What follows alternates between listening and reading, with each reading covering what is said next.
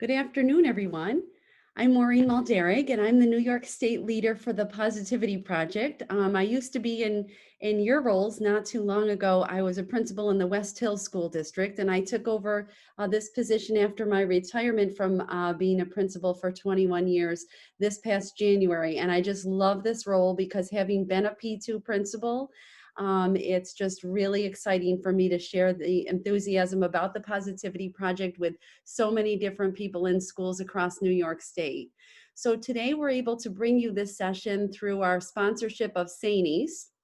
And of course, the session that you signed up for today is leading yourself first in uncertain times. Obviously, a really important topic in these really challenging times that we're experiencing lately.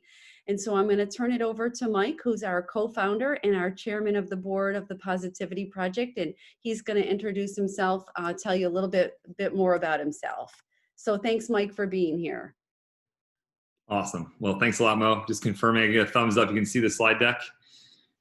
All right. Well, first of all, great to spend some time with everybody here. I know there's a lot of different things competing for your time and your energy right now, regardless of what role you're in, regardless of where you're in the great state of New York, trying to figure a lot of things out right now. And the aim of this is to really provide you with some timely ideas and reflections about leadership, about the impact that you have on people around you, from your staff to your peers, to your students, to families, et cetera. So I want to first just introduce myself, provide a little background on who I am and why today's message will be angled the way that it is. Well, first of all, I always start off with, and I do a lot of leadership work with, pro sports teams and Fortune 500 companies and elite military units. And so I get the chance to interact with a lot of different people. And I always start off with this slide and the reminder that other people in life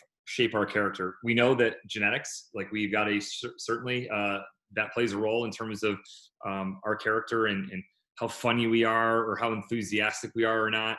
But ultimately, it's people along the journey of life that really hone us and shape us. And this is just a real quick snapshot of a look at some of those organizations. For me, I was in the Army for 13 years. I graduated from the United States Military Academy at West Point in 2002. Served 1 tour in Iraq, 2 in Afghanistan. And that taught me a whole lot about leadership and about myself.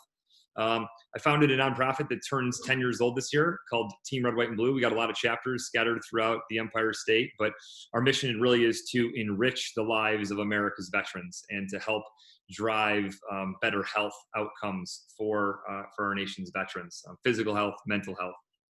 And as Mo said, I am the co-founder and the chairman of the board for the Positivity Project. I was the executive director for 4 years. We've got our founding principal here on the Zoom, Brett Woodcock out of Liverpool. And as an organization, we're now approaching 600 schools. We'll probably have about 700 partner schools across America, ranging from a whole bunch out in Fresno, California, up to Maine, down to Florida. All over the country, but New York State, Michigan, and Virginia are the states where we've got the strongest participation, and so yeah, that's been just one of the true honors of my life is to be able to serve in this capacity. Speaking of service, I still serve in the Army Reserves. I'm a lieutenant colonel, and I'm an assistant professor back at West Point. I teach now by Zoom this year, but traditionally I go up to West Point in June, July for 3 weeks, and I teach a college level course on psychology and leadership, typically to Army football players. If you're looking at this picture, that's why you see why I'm looking so short compared to everybody around me. But I'm an assistant professor, and that really keeps me focused on the most recent research on psychology and the application of these ideas to leadership. And a lot of what I'll talk about towards the tail end of today is something I see in my own personal life. I've got 5 kids. My wife, Genevieve, went to the University of Texas. And so, I see a lot of these things in the role of character and the importance, of leading yourself first is something that I talk to my children about, because leadership is not this thing that exists like in a vacuum and only 1 or 2 people in an organization as a leader. We all really are responsible to a certain extent to be able to lead ourselves and then to lead the people around us. So starting off with a reflection on what leadership is, when you look at the literature review and you kind of look at all the academics and the PhDs out there who have studied leadership, over the years, you get a lot of different interpretations of what leadership is. You've got people who kind of look at it through the lens of getting things done, outcomes. Some people look at it through the lens of strategy. There's a role about the communication plays and decision making. Ultimately, this is my favorite definition of leadership, and not just because I attended the same school that he did about 100 years later than he did. And he was one of the only 5-star generals in our nation's history, and of course the president. But General Eisenhower really did an outstanding job of encapsulating what leadership is. And I want to break it down and dissect it for you real quick. Again, this is not the approved solution on what leadership is. It just happens to be my favorite definition and what I think sums up better than anything what leadership is, right? So first of all, it's an art, not a science. Yes, we can learn. There is some science and some lessons learned and algorithms that we can kind of pull from it, but ultimately it is an art. It is an art form, and there is so much to be done differently in one situation than in another one. Number two, it's about getting other people to do the work. Now that, yes, there's a role of leading by example, and you can't expect people to do things that that you're not willing to do yourself, for sure. But ultimately, leadership does not mean like, oh, I'm going to pick it up and I'm going to go dig that hole. I'm going to sit there and I'm going to send out all these emails or whatever it might be. It's really about getting other people to do the work. Number three, third part about this is because like it's got to be the work that needs to get done. So anybody can sit there and say, hey, I want you to go buy some ice cream cones. Here's the money, right? Like that's not leadership. Right? Leadership is getting people to do what needs to be done. Right? And then lastly is this part about power versus empowerment. And if you get people to do something because they fear you or because you're the boss and you said so, right? Then that's not leadership in its purest form. In its purest form, leadership is really about getting other people motivated and inspired to do that work because they actually want to do it. Not that they may like actually want to go do whatever it is you're asking them to do, but they can see the why. They can connect why you're asking them to do this, and therefore they have motivation to go do it, right? Whatever it might be. Now, fortunately for all of us here on the Zoom, the stakes are not as high as they were for General Eisenhower, specifically in 1944 in D-Day, when he so clearly saw that it was a 5-division attack, not a 3-division attack. And he had the responsibility, knowing that he was sending people to their death, right? That being said, right, like this is a very intense time, right, when it comes to leadership. And while it may not be life or death in terms of the way it was for him in 1944, right, there are really significant and steep consequences and things going on, right? And so the pressure that you will feel, undoubtedly, that you already feel, that you will feel more of, right, especially as we go through the fall semester, as a leader, is going to be intense. And I'm guessing that you already would say, well, wait a minute, it already is very, very intense, right? And so it's just worth noting that while it's not this, right, that it is a lot and it is significant.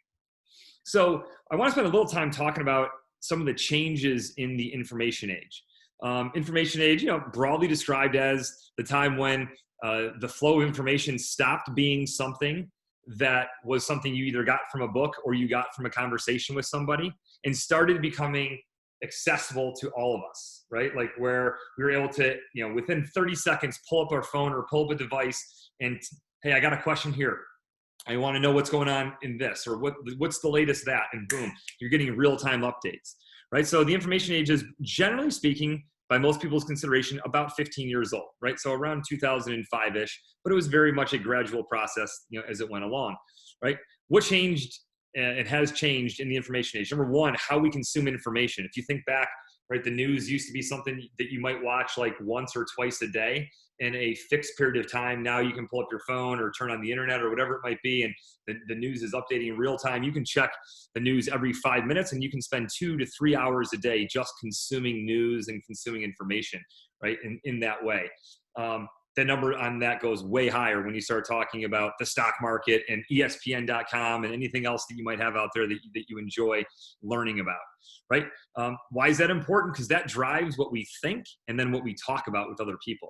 All right, number two, how we communicate. Communication used to be something that was primarily done face-to-face and, in groups where you could see people and see the reaction. And now a lot of it's by Zoom It's by text message. It's by social media, video chat, right? There's all kinds of different ways that we communicate, which has really intensified the complexity for leaders to ensure that whatever information you're disseminating, whatever decisions you're making are interpreted and understood properly by other people. Because if you push that information out, but no one hears it, then that's not communication, right? Number three, how we start and how we initiate and maintain relationships, friendships, family, romantic relationships, etc. Right? The role that social media plays has a profound impact on how we view other people and how other people view us. How we spend our time. The sheer volume of time that people in the information age now spend on a device, right? Watching television. Because remember, back in the day, TV used to be like 10 channels, right? I'm dating myself here, but back in the day, it used to only be a handful of channels. Now, like, you can turn the TV on, you are for sure going to find something that interests you and pulls you in, right? And so how we spend our time, right? The average American spends 35 hours a week watching television. Now, that doesn't mean parked in front of the TV, but it means about 5 hours a day is how often that television is on in the average American home. 2 hours of social media per day, right? So you start seeing quickly like how our time is being spent and how that has changed. And then lastly is how we lead, right? Have we changed our thought process around leadership? My general belief on this is no. I think most people still sort of look at leadership and management through a lot of the same lenses. And I'm here today to challenge that and say that there are some fundamentally different things that I believe leaders need to be doing to effectively lead in the information age. All right. So going back to 2010, almost exactly 10 years ago, when I started working on this book with Judge Ray Kethledge, this quote came out by the then CEO of Google, Eric Schmidt. All right. I'll just go down to the bottom part. I spend most of my time assuming the world is not ready for the technology revolution that will be happening soon. Right. And that's really what it cuts down to, is he basically saw from like the seat up there in Silicon Valley, like, hey, number one, the technology revolution hasn't started yet. And two, people aren't ready for it. We now know, looking backwards retrospectively, right? Retrospect is 2020, that it began in 2012. And there's a lot of factors that influence this. How accessible is Wi-Fi? What is the cost of a smartphone? How good apps are? Because remember, back in the day, yeah, there was apps like a long time ago, but they weren't very good. They were very clunky. They didn't add a whole lot of value. And apps have just gotten billions upon billions of dollars poured into them to make them more user-friendly, right? Everything from logging into your app to its utility, right? And so in general, we are massively over-accessible as people, but especially as leaders, right? Number one, they're not really phones. We call them smartphones, but they're really computers that are way more powerful than the desktop computer that I had in college in 1998 to 2002, right? In fact, a lot of us don't use them to talk to anybody. We use them almost exclusively to text and to share pictures and to do emails, to access our bank account, to do our GPS, right? To get us from one place to the next, et cetera. Number two, mobile email. There was a time not too long ago, right? Less than 10 years ago, where you basically could only access your work email when you were at work. And now, of course, there's been all these plugins and all these technological changes where you can essentially access your email from your bed when you wake up in the morning, right? When you're on the road at a stoplight, all these various places where you can check your email and it's never too far away from your mind. Number three, like text messages, push notifications, like they're just disruptions in our life. And so anytime someone wants access to us, they can ping us, they can send us a text, they can, a company can do a push notification that says, hey, go do this right now. When you look at the sheer volume of the growth of information that we process, looking back 30 plus years ago or so, we have seen a 6x growth in the amount of information that hits the average American's brain today than 30 years ago or so, right? What that means is that there is just a spigot of information coming at us in all different ways, from our television to our screens, to our laptops, to other people, and all the ways that we're accessible, right? And it has had, in my view, a very clear and direct correlation there to, we look at the rising levels of anxiety and depression. like our brains don't get a chance to be able to put down the work, to be able to step away from it, right? To be able to take care of ourselves, unless, as we'll talk about in a minute, we do some things. And then lastly, social media, right? It's played a huge role. Like, we look at other people's lives. We do what human beings do, which is we compare ourselves to other people. We look at our lives and our struggles, and we compare ourselves to other people's highlight reel, and, to the amazing things going on in their life, or their vacation, or their latest promotion. Or we look at like their life and we compare it to ours, and we often feel insignificant, or we feel down about ourselves. So, without getting into all the psychology of this and the neuroscience, I am a bit of a neuroscience geek, but without all of it, I'll just simply say, like, we're talking about the dopamine system in the brain, where essentially it's the part of the brain in the prefrontal cortex that produces the neurotransmitter that makes us feel good. And what we know is every time we get a like on our Instagram post, or a retweet, or a text message, or an email, or a phone call, is that it provides a little splash of dopamine. It sends the signal to our brains of, ooh, someone said something about me. Someone is doing something for me. Someone likes me, right? Whatever it might be, right? There is this signal, right, that our brain sends out that says, ooh, I like this, right? And in many ways, this is how so many of us have become addicted to our phones, and addicted to all of these various channels and how people can access us, right? Not too different, by the way, from coffee, or all the way on up to cocaine and drugs like that, right? That's what they do. Coffee kicks in dopamine, cocaine sends your brain a message to produce dopamine on overdrive. It's addictive, right? It's the same way that our phones have become to so many of us. So what's the problem with all this, right? Let's just kind of like cut to the chase. Right? Distraction, it hurts our ability to think, our ability to focus, our ability to reflect, our ability to make decisions, right? Literally, IQ is a full, on average, 10 IQ points worse, right? As a result of this. We know that when you're trying to do two cognitive tasks at the same time, that your performance can suffer by up to 50%. This is the research that drove the legislation behind why it's illegal to text and to drive at the same time.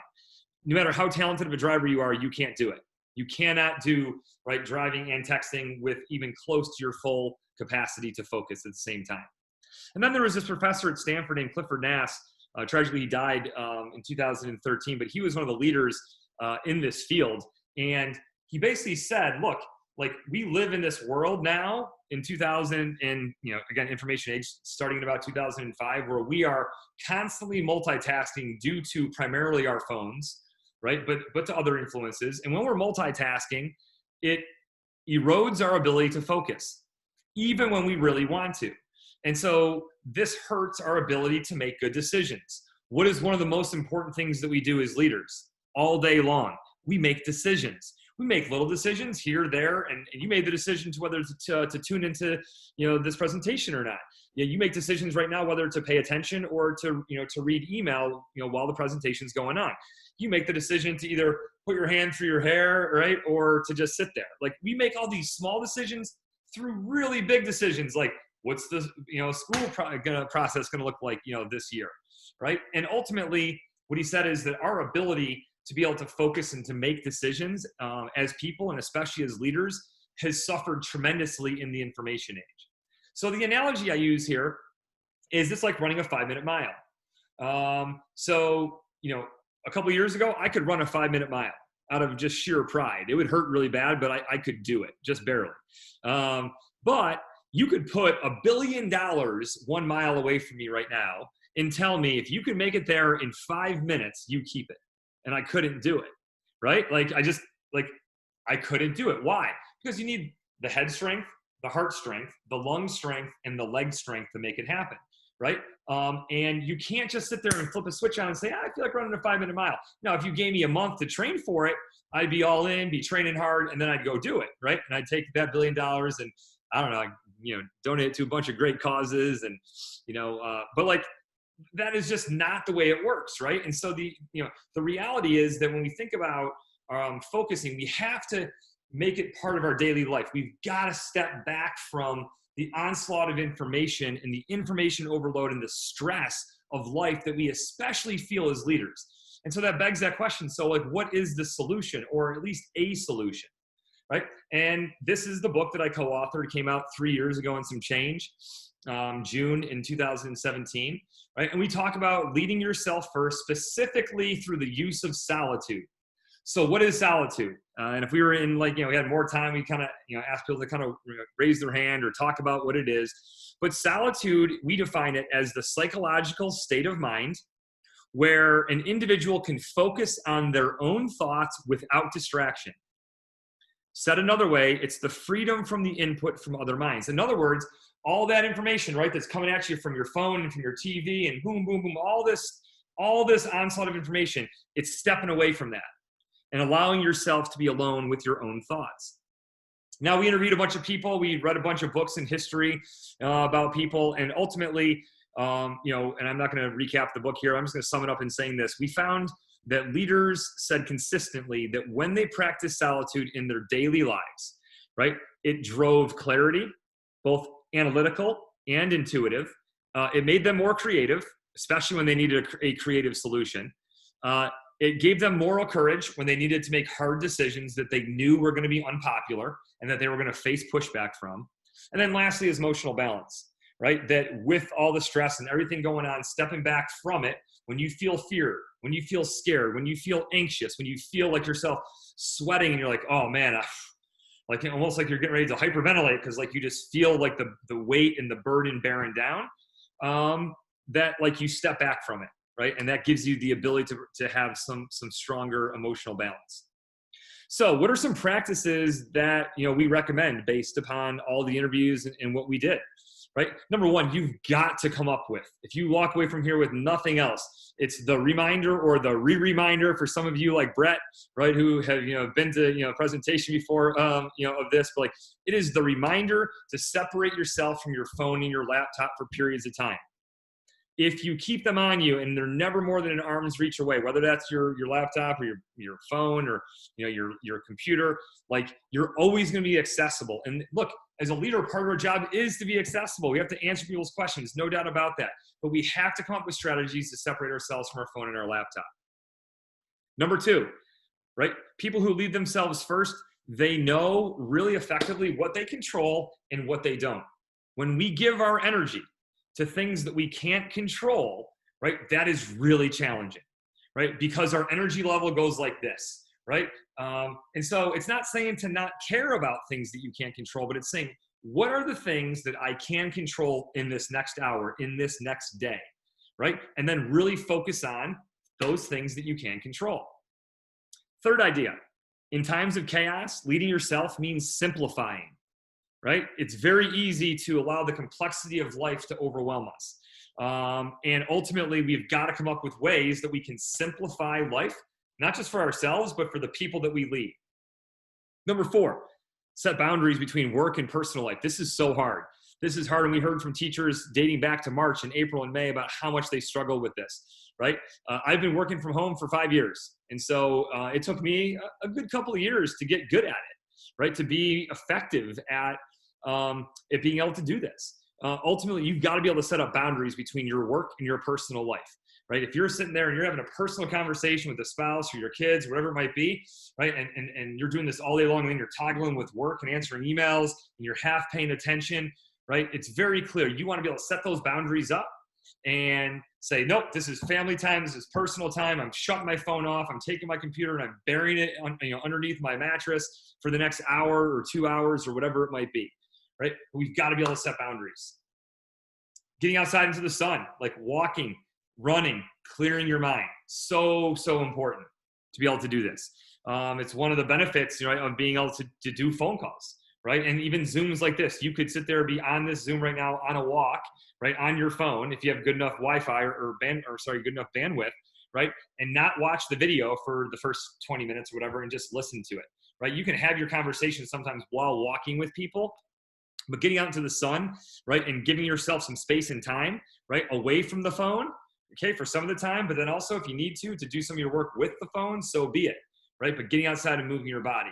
And then lastly, I want to talk briefly about this is how to prioritize and audit how you spend your time, right? Now, there's this powerful quote from General Eisenhower, and you probably gathered by now, I'm a big fan, right? And a big student of a lot of his views on things. But, what is important is seldom urgent, and what is urgent is seldom important. And essentially what Eisenhower did is he came up with this box, a 2x2 matrix, that basically says, like, I'm spending my time right now. Is it urgent or not? Do I have to do it right now, or can it wait till later? Right? And is it important or not? In other words, if I don't do it, or is it going to cause a whole bunch of chaos? Right? Or can I let it go till later today, or whatever? Right? And so ultimately Eisenhower came up with this view, right, that we can think about how we spend our time in really these 4 different ways, right?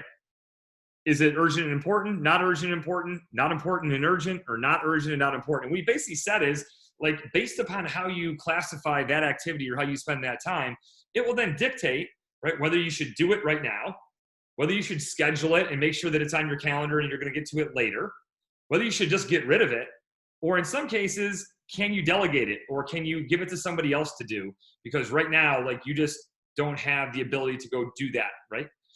And so this is, what is now known as the Eisenhower box. And here, especially for us as leaders, is our challenge, right? How do we grow box 2? How do we make box 2, in other words, the things that are important, but they're just not urgent? How do we make that box as big as possible in terms of where we spend our time? And so this is, things like planning, relationships, self-care, eating healthy and exercising and cooking. This is solitude, right? This is reading books. These are all the things that we know make us better, make us healthier, make us happier when we do them. But we often don't get to them because why?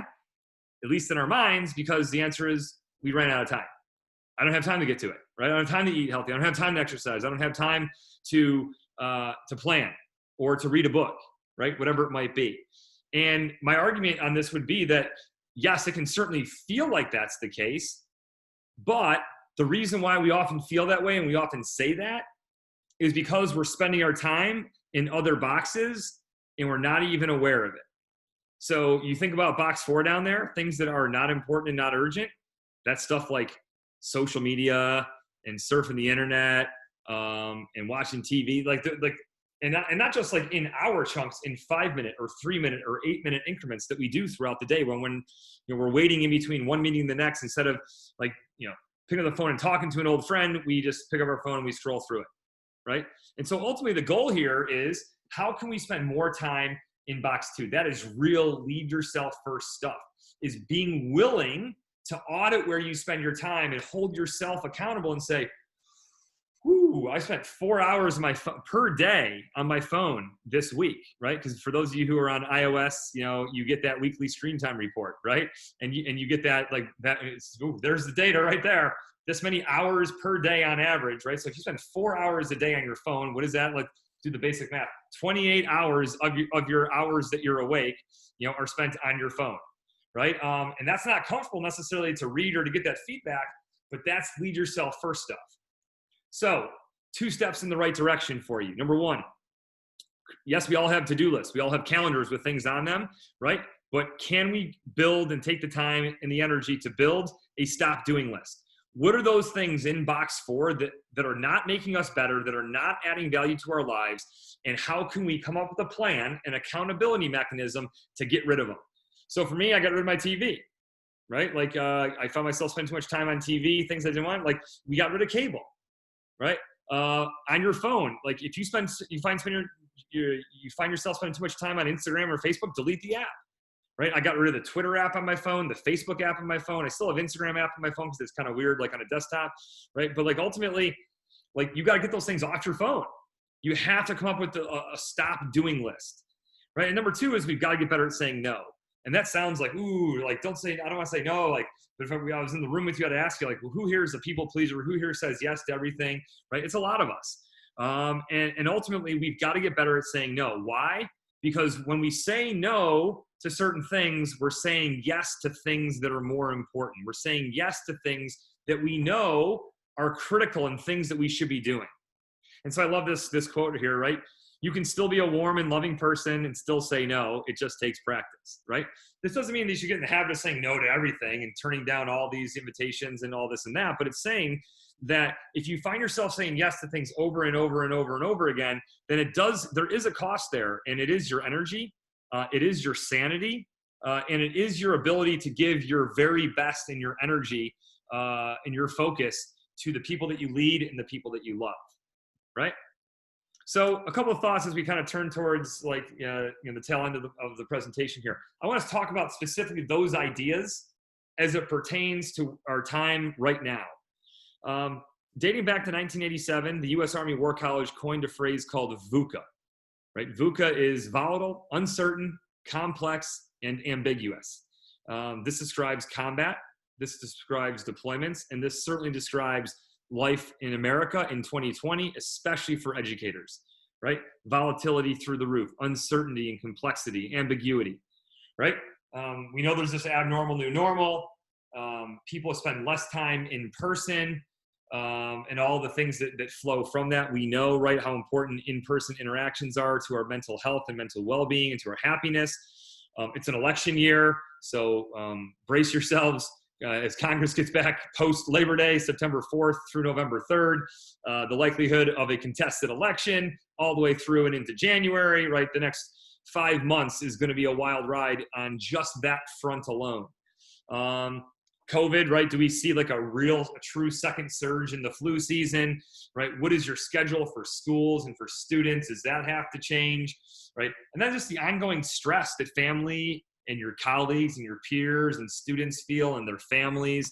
You probably have seen the data on this, but pre-COVID to July, the first week in July, the average in America, the average American adult is 3 times more likely to experience clinical levels of anxiety and depression. And for adolescents, it's 4x. So teenagers are 4 times more likely to have clinical levels of anxiety and depression, in July than they were in February of 2020, right? So like there's just a lot of stress that people have going on in their lives and in their plate, right? And it just all comes crashing together for people because our personal and professional lives are so intertwined. So what is life like, as you know? And I smile because you try to, make light of some of this stuff and try to, apply the character strength of humor here, but it's an emotional roller coaster, right? Like life in general can be described as a roller coaster and is a journey, right? With rocks and bumps along the way, right? But the emotional roller coaster is sometimes from 5 minutes to 5 minutes apart, right? Or certainly from, every half an hour or every hour, you're on highs and things are going great, and then things are struggling and not going well, right? And so my big message for you is the reminder of a phrase that we've all heard before, probably and hopefully numerous times, right? But as you're thinking about leading, as you're thinking about your life in these next 5 months, really the next probably 9 months through the entire next school year, right? Is that you can't pour from an empty cup, right? If you're gonna lead other people, if you're gonna love other people, if you're gonna be there and be the very best that you can be for other people, right? You can't do that with an empty cup, right? You've got to be able to lead yourself first. As you think about the driving message of the book, you've got to be able to prioritize the way that you spend your time and your energy and then what you do so that you can be as best you possibly can for other people in their lives. So one of the big things to talk about briefly is really essentially what we're talking about here on leading yourself first is deploying character, deploying the character strengths that you have within you, right? And at the Positivity Project, right, this is, for those of you who are P2 partner schools, this, but like this is at the core of what we do.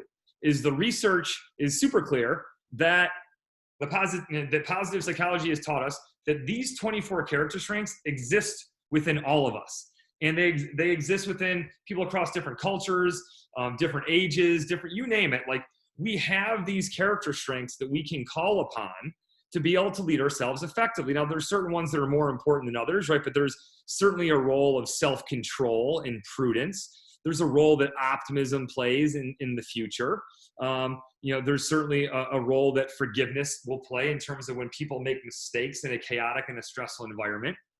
But this is so much of what we talk about is how is it that we can have these character strengths and be aware of them and be able to call upon them, especially in these difficult times, because at its core, that's what positive psychology is. And I had the honor at the University of Michigan to study under Dr. Chris Peterson, one of the founders of the field of positive psychology, who basically talked about this all the time. And he said, look, positive psychology is not Pollyanna. It's not looking at the world through rose-colored glasses and pretending that there aren't any problems. In fact, right, it's not about ignoring the negative. It's about actually getting better at dealing with conditions of adversity. And so when things aren't going well, when things are struggling, your character strengths are more important then than when things are going well, right? And when the wind's at your back and the sun is shining, right? And so in these moments, in this school year ahead, the case for character has never been stronger, right? In you as leaders and as adults, but also for children and as a community of people working towards a common goal. The importance of focusing on these character strengths on a daily basis, in my view, has never been more important, right? And I'll just conclude with this, and we've got hopefully like 5 minutes or so for questions for people who may have some questions, right? But I would say that, this is my co-founder, Jeff Bryan. He's a West Point class of 2004, 2 years behind me. You can see in this picture here, we're both sweating through our uniforms. I had him carry the 40-pound radio. So he was not too pleased with me, which is why I'm smiling and he's not, right? But a big driving factor of creating the Positivity Project back in 2015, right after seeing the power of it at Morgan Road Elementary School out in Liverpool, New York, under the leadership of Brett Woodcock, right? And then seeing it grow to principals like Mo and throughout Central New York and now all over, right? Like, we created the Positivity Project for moments like this, right? We deployed a combined 50 months between Jeff and I, right? We faced serious adversity in our own lives, like all of you have in various forms, right? Losing people that are close to you, divorce, car accidents, injuries, the challenges of life that just happen, right? And so Jeff and I in our 20s had like a real close, like right in front of our windshield view of adversity on a daily basis, not just for ourselves, but for the people that we led. And so ultimately this focus on character, this focus on helping people to connect with and to build relationships, right? It's really about these times. It's about the hard times. And like the Positivity Project, at its core is focusing on how do we help children and students, but also teachers and families and staff and you as leaders, how do we help the entire ecosystem to know that, number one, you have the strengths to get through these tough times. Number two, that the relationships that you form, right, with one another, the people to your left and your right and your colleagues and your peers and your students, is absolutely critical, right, to being able to handle the adversity, right? And so, I will just summarize by saying, as it pertains and bringing it back to leadership, is the Positivity Project, while, it is not a leadership program, right, it is very much a program that touches on all these different aspects of leadership, starting with, in this chaotic year, the ability to be able to lead yourself first, right? And so that's my hope for you as you get ready to kick off this school year in New York. Of course, school's already started, and down here, I'm down in North Carolina and some other states, it's already kind of gone back. But, as it gets ready to come back, like, my hope for you is that amid all the chaos and the uncertainty and the stress of the VUCA environment, that that you have those character strengths, right, to be able to call upon, and that you have the ability, right, consistently every day to be able to lead yourself first so that you can lead the people in your personal and professional lives to the very best of your ability. And so with that, I got 141. So would love to hear any questions that people may have based upon what I shared, or just open mic night, and I'll stay here as long as you want. I know people often tend to not ask questions on things like these, but would love to hear what's on your mind or what questions you might have, and any insight that I might be able to add to it.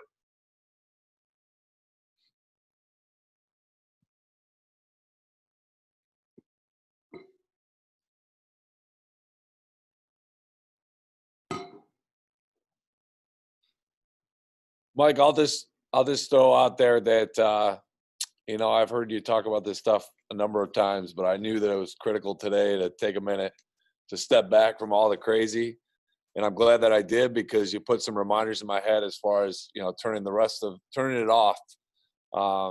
Because the last few days in particular have been really we're getting into crunch time up here in New York State. So it's been long days, long nights, and it's, I've been telling myself, hey, I need to get away from this stuff. But now I know that I really do need to get away from this stuff and find ways to to shut it down. Some days lately I've actually, just left my computer here at school, so I didn't feel the urge to pick it up when I got home. So Yeah, 100%. I appreciate the reminders and the energy, and this is really, really big stuff for us. So yeah, thank absolutely. You. Yeah, absolutely, Brett. And yeah, I think it really speaks to, again, this is not like, wow, this is a new idea. Like everybody knows that, like, these are ideas that we know, right, in our hearts, that we've got to be able to deploy, that we need to take rest, that we need to step back from it, right? But number one, we need reminders. It's like, I think Zig Ziglar said, it's like, motivation is like bathing. It's recommended daily, right? Like, you've got to find these reminders in your life. And you might say, hey, like, why am I going to dedicate 45 minutes of my day to go listen to this presentation or talk? Well, this is why, right? We need those reminders in our lives. And then number two is the accountability mechanism, in our lives, personally, professionally, et cetera, to come up with a game plan. And it's not saying, right, Brett, that you should never, like, bring your laptop home, right? Especially if you're at work until like 7 o'clock at night, you're working these really long days. But like, you've got to come up with a game plan to hold yourself accountable, because the temptation is too real. And I think the big question we all have to ask ourselves is, if I don't get to it tonight, let's say at 8 o'clock at night, something comes in. Number one, if I don't get to it tonight, can I get to it tomorrow morning? Or is it really truly urgent? Or can it wait until the morning? And number two, what is the hidden cost that we pay by always being on, right? What is the hidden cost by always, being accessible and getting a text message from one of your teachers at 9:30 at night asking a question, right? Like what is the cost there, right? And my job's different because, like, I work weird hours and all that, but for people who are like in the saddle, right, from early in the morning until late, like, it really just does boil down to, needing to find that time and that space to be able to step away from it, right? Because the hidden cost there of always being on is real, right? And if you can't find time throughout the day to put it down, then you definitely need to be able to do that at night, because if not, you will burn out, right? Like, there's no doubt about it. And then you start making uninspired decisions. You do things that you wouldn't otherwise do, and people start to feel like, geez, what's happening to my leader? Like, people need to know that their leaders are doing the right things and taking care of themselves, and giving them permission to take care of themselves as well. I think a big part of that too, Mike, is I got a team of about 75 people here. So, some people are more comfortable with text and everything. I almost have to teach at the beginning of the year, like, these are things you would text me for. These are things you would email me about. And these are things you would call me right away. Those types of things, because, you assume that everybody thinks about social media and texting and everything the same way, but the bar is so different for people. And it happens all the time where, where we get texts in our job that are like, this isn't a text message. But then I work for some people who prefer text message over email. So that's kind of a challenge too, to keep the whole everything in check. So Yeah. At least with my team of people, that's something I review at the beginning of the year, say, here's something, everybody has my phone number. But some of the stuff that I get texted about, it's kind of like, like on a Sunday or something like that. Like, so. Yeah, 100%. Great. Any other questions from folks out there based on what I shared, what Brett just brought up, et cetera?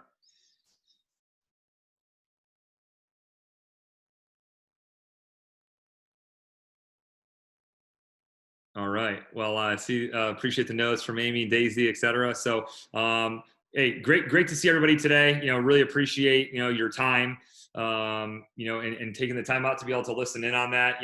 Again, for those who have not heard of the Positivity Project, I really would encourage you to check out, what we do, because, this is really arguably more important than ever, and for those who don't have an SEL or a character strength program, like, we, I would argue, are the best in the nation at that, right? And it's turnkey and it's user friendly. So the focus really is on those character strengths and reminding children, but also all of us as adults that we need to deploy those character strengths this year for sure.